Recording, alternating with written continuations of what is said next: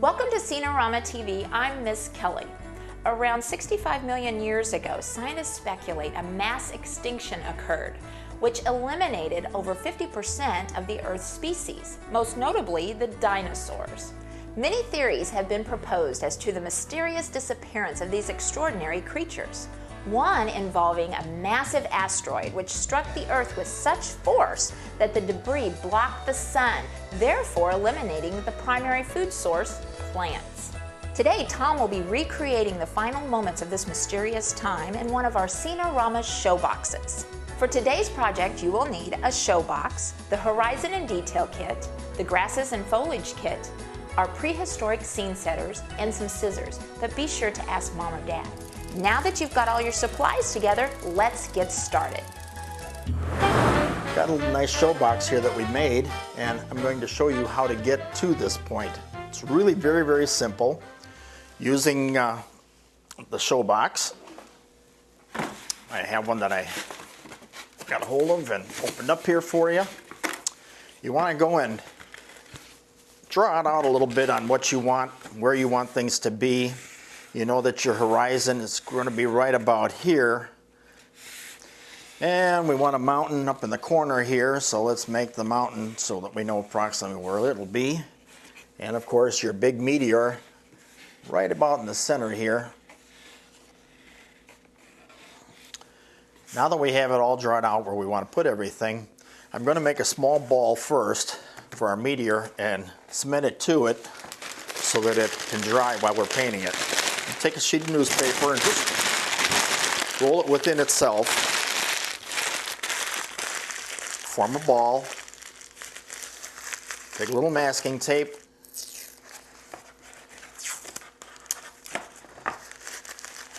Tape it shut. Then you take a little bit of your project glue, squirt it into the center, stick it on. I already have one already dried here that I did a little earlier for you, so we'll use it next. So let's get started now. We're going to do the back to begin with, and we'll finish up with the sides when it's all put together. So right about here is the sun. So let's just make a nice little sun here. And then you've got to have the outer portions of it where it's going dark. We got to get a little bit of the reds in there. This is where the water comes in now. You can swirl things together and get them lighter in color. This is what really thins it out. And dry brushing it in as well. When you dry brush, that drags the colors very thinly into each other. We use the blue up there. That gets your darker clouds. And remember, we've already got some of the red in there. So we'll get the blue down into the red, and that'll make the purple. Using a little bit of water, it'll blur them together.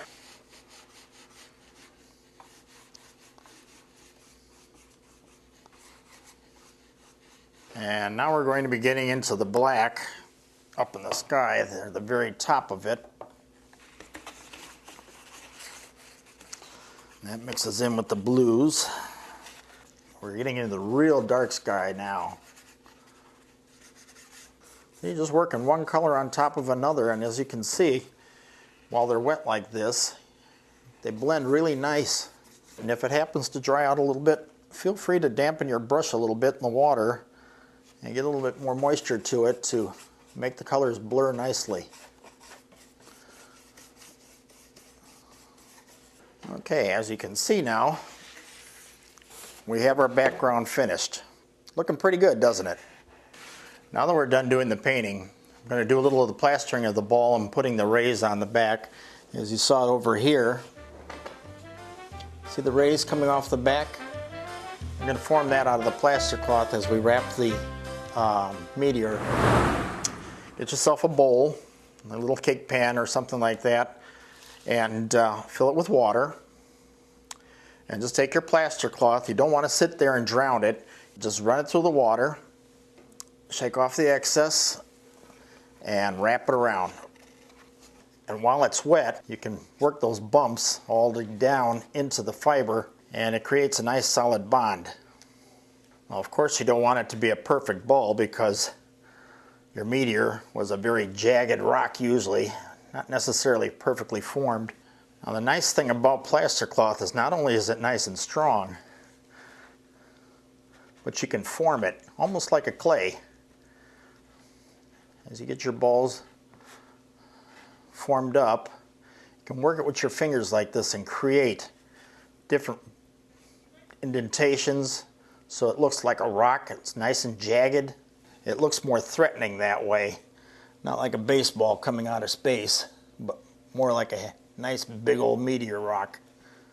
The next thing you want to do is work on those rays off the back over here. So let's take your plaster cloth, get it wet, and just kind of group it together a little bit in the background here, leaving the front open a little bit, and trail it off to the back. It allows you to blend the pieces in and create the rays off the back. Now that we've got the ball done, what we need to do is assemble the block so we can continue on with the rest of it over here doing the mountain. So let's slide this out of the way for a second and we'll put the box together. Now we're going to take the paper and continue like we did up here, roll it into nice little cylinder pieces and push it into the area that you want the hill to form. Now you're ready to do your plastering if that's exactly the way you want it to look. Remember, like I said, plaster cloth is kind of interesting. You can mess with it and pinch it and mold it so that it looks like the rocks that you want to form. And you do want to give yourself little bumps and bruises here and there so that they are rocks when they dry.